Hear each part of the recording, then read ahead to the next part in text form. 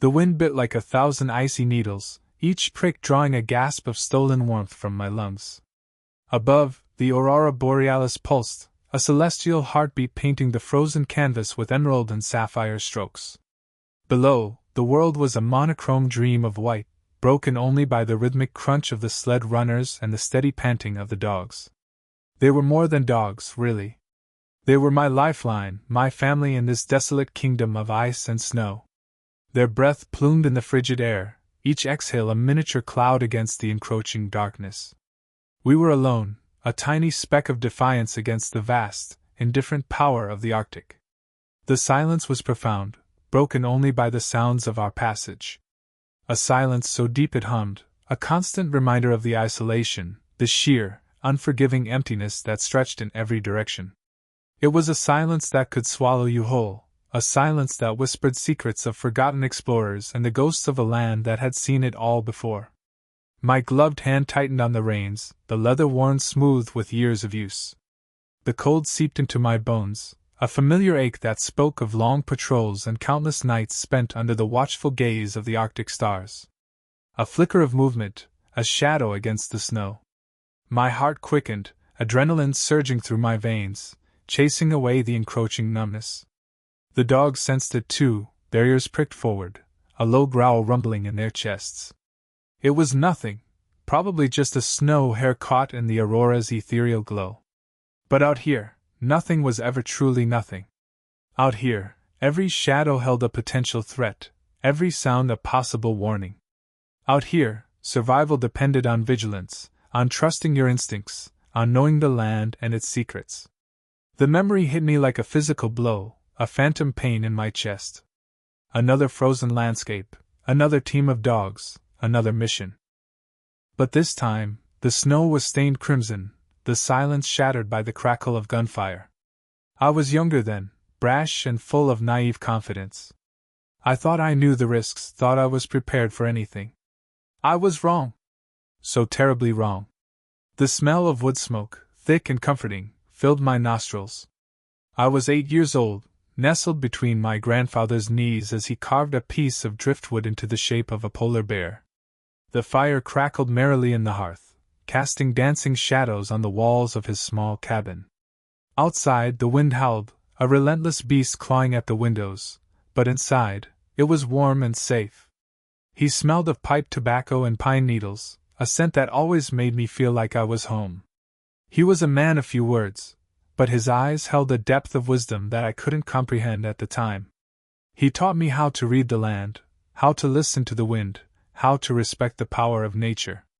He showed me how to survive, not just physically, but spiritually, by finding solace in the beauty of the wilderness.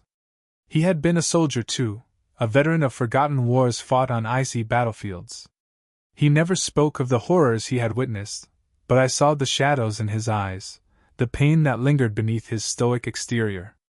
He taught me that courage wasn't about being fearless, but about facing your fears, about doing what was right even when it was difficult. He told me stories of his own dog team, loyal companions who had saved his life more than once. He said that a good dog was more than just an animal, it was a partner, a friend, a member of the family. He had gifted me my first puppy when I was 10. A scruffy little husky with bright blue eyes and a boundless energy. I named him Ghost, because he was always disappearing into the snowdrifts, a fleeting white shadow against the white landscape. Ghost was my constant companion, my confidant, my furry shadow. We explored the woods together, swam in the icy rivers, and slept under the stars. He was more than just a dog, he was my brother, my best friend. My grandfather had also taught me how to train dogs, how to build a team, how to harness their strength and loyalty. He said that a dog team was like a family, each member playing a vital role, working together to achieve a common goal. He showed me how to communicate with them, not just with words, but with touch, with gestures, with the unspoken language of the heart. He taught me that respect and trust were the foundations of any strong relationship, whether it was with a dog or a human. The memory of his weathered hands, patiently teaching me how to tie a harness, brought a lump to my throat. He was gone now, taken by the same unforgiving winter he had spent his life battling. But his lessons lived on, etched in my heart, guiding my every step. The dogs, sensing my shift in mood, nudged against my legs, their warm breath a comforting presence in the biting cold. They were my family now, my connection to the past, my hope for the future. We were a team, bound together by a shared purpose, facing the unknown together, at the edge of the world. The blizzard hit with the force of a freight train. One moment, visibility was limited to a few yards. The next, it was zero. The wind howled like a banshee, tearing at our parkas, stinging any exposed skin with icy needles. The dogs, usually so stoic, whined and huddled together, their fur plastered to their bodies with snow. Sergeant Olson barked orders, his voice barely audible above the storm. We had to find shelter, and fast. We stumbled blindly onward, Olson leading the way, relying on some primal instinct honed by years in this unforgiving landscape. I could feel the sled lurching violently, threatening to overturn with every gust of wind. Fear, cold and sharp, pierced through my numb senses. This wasn't training anymore. This was survival. Then, Olson stopped abruptly. "Crevasse!" he yelled, his voice strained. Just as he spoke, the lead dog, a powerful husky named Kiana, yelped and disappeared. The sled lurched forward, the other dogs straining against their harnesses, desperate to escape the pull of the abyss. I reacted without thinking, throwing myself forward and grabbing the towline, the rough rope biting into my frozen hands. The world became a blur of white and pain. I could feel the weight of the sled pulling me towards the edge, the howling wind threatening to rip me away. Olson scrambled to help, his face a mask of grim determination. Together, we managed to halt the sled inches from the precipice, the remaining dogs whimpering in terror. But Kiana was gone. The silence that followed was deafening, broken only by the mournful howl of the wind. We stood there, paralyzed by shock and grief, the reality of our situation sinking in. We were stranded, in the middle of a blizzard, with one of our team lost to the ice. The mission, the patrol, everything suddenly seemed insignificant in the face of this brutal loss. Olson, usually so composed, stood with his head bowed, his shoulders slumped with defeat. I had never seen him look so broken. The bond between a musher and his dogs was sacred, and Kiana had been more than just a dog. She had been a partner, a friend, a lifeline in this desolate land. The storm eventually subsided, leaving behind a landscape sculpted in ice and snow. The sun, a pale disk in the sky, offered little warmth. We spent the next few hours searching for Kiana, knowing in our hearts that it was a futile effort. The crevasse was deep and treacherous, and the chances of finding her alive were slim to none. The search party found nothing. The silence felt heavier than the snowfall.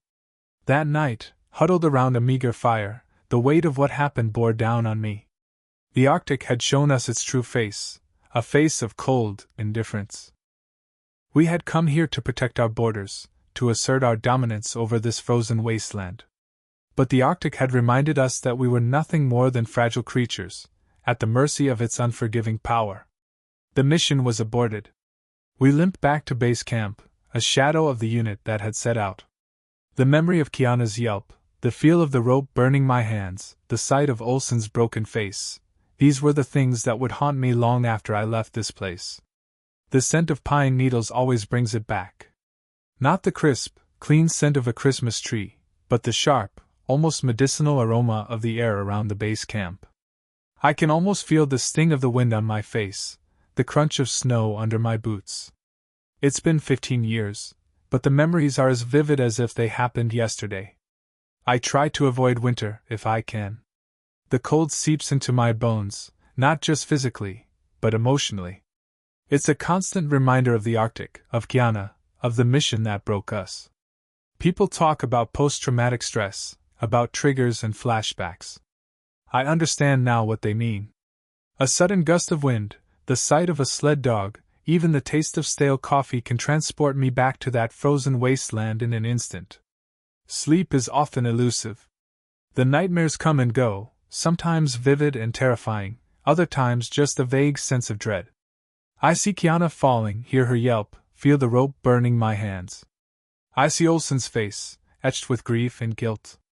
And then I wake up, drenched in sweat, my heart pounding in my chest. My wife, Sarah, sleeps soundly beside me, oblivious to the battles I fight in my sleep. I try to be normal for her, to be the husband and father she deserves. But the Arctic has left an indelible mark on my soul, a wound that may never fully heal. I don't talk about it much. People wouldn't understand. They see the medals, the commendations, the stoic veteran. They don't see the fear, the guilt, the lingering trauma. They don't see the frozen landscape that lives inside my head. Sarah tries, bless her heart. She listens patiently when I do open up, offers words of comfort and reassurance. But she can't truly understand. No one can, unless they've been there. Olson reached out a few years back. He lives in Alaska now, still working with dogs.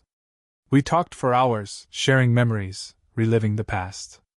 It was cathartic, in a way, to know that I wasn't alone in my suffering. He told me he still sees Kiana in his dreams, that he still feels responsible for what happened. I told him it wasn't his fault, that it was just the Arctic being the Arctic. But I don't think either of us truly believes it. Sometimes I wonder if I made the right choice, joining the military. I wanted to serve my country, to protect its borders, to make a difference. But at what cost? I carried the weight of the Arctic with me every day, a constant reminder of the fragility of life and the futility of war. I look at my children, at their innocent faces, and I pray that they will never have to experience the horrors I have seen. I want to protect them from the darkness that lurks in the world, the darkness that I carry inside me. But I know that I can't. All I can do is try to be a good father, a good husband, a good man. And hope that one day the nightmares will fade, and the Arctic will finally release its grip on my soul. The silence, though, is something I doubt I'll ever fully escape. It's a silence that speaks volumes. Block 5. The storm broke on the third day after finding the crashed plane. Not with a roar, but a sigh.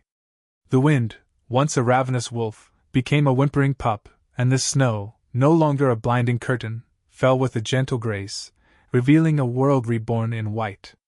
The sun, a forgotten god, finally pierced the clouds, painting the landscape in hues of gold and rose. It was a scene of ethereal beauty, a stark contrast to the horrors they had witnessed. Sergeant Major Hayes stood beside the makeshift grave they had carved into the ice, the wind a soft caress against his weathered face. Inside lay the pilot, a young man swallowed by the vast indifference of the Arctic. The sergeant closed his eyes, a silent prayer escaping his lips, a lament for a life cut short, for the dreams that would never bloom. His hand tightened around the worn leather of his glove. He had buried too many good men in forgotten corners of the world. He turned to see Kavik kneeling beside the sled dogs, his movements slow and deliberate. The dogs, sensing the change in the weather, were restless, eager to run. But Kavik held them steady, his voice a low murmur of reassurance. The bond between man and animal was a tangible thing here, a lifeline in a world that offered so little. "We must leave soon," Kavik said, his voice barely audible above the soft crunch of the snow. "The ice will shift with the sun." Hayes nodded, his gaze sweeping across the landscape. The plane, a mangled carcass of metal and ice, was a stark reminder of their vulnerability. They were alone, adrift in a sea of white, dependent on their skills, their courage, and the unwavering loyalty of the dogs. He thought of his wife, Sarah, her warm smile, the scent of lavender that always clung to her clothes. He had promised her he would come home. As they prepared to leave, Kavik pointed towards the horizon. "Look," he said, his voice filled with a quiet awe. In the distance, a dark shape emerged from the swirling mist. A figure, walking towards them, resolute and unwavering. As it drew closer, Hayes recognized the familiar silhouette. It was Anya. Her face was gaunt, her eyes hollow, but her spirit remained unbroken. She carried a rifle slung across her shoulder, her movements betraying a deep weariness, but her gaze was fixed on them with unwavering determination. Anya stopped before them, her breath misting in the frigid air. She looked at the grave, then at the plane, her expression unreadable. Finally she spoke, her voice raspy but firm. "They were searching for something. she said, her gaze meeting Hayes's. Something buried beneath the ice. Hayes felt a chill run down his spine, colder than the Arctic wind. What was it? He asked, his voice barely a whisper. Anya hesitated, her eyes darting around as if she feared being overheard. A weapon, she said. An old weapon. From the war. The pieces fell into place with a sickening thud. The plane, the search, the pilot's desperate gamble. They weren't just patrolling the Arctic. They were guarding a secret, a relic of a forgotten conflict, a weapon of unimaginable power. They were going to use it, Anya continued, her voice trembling slightly. To start another war. Hayes stared at her, his mind reeling. The weight of the revelation was almost unbearable. The Arctic, once a symbol of isolation and peace, had become a battleground for a silent, insidious war. He looked at Kavik, his face etched with concern, and then at the dogs, their eyes reflecting the vast emptiness of the landscape. He knew what they had to do. We have to stop them, he said, his voice filled with a newfound resolve. We have to make sure this weapon never sees the light of day. Anya nodded, her eyes gleaming with a fierce determination. I will help you, she said. This land has suffered enough. Together they turned their backs on the crashed plane, on the secrets buried beneath the ice, and faced the horizon. The sun, now higher in the sky, cast long shadows across the snow, painting a path forward, a path towards an uncertain future, a future they would fight to protect. As the dogs surged forward, their sled cutting through the pristine snow, Hayes knew that their journey was far from over.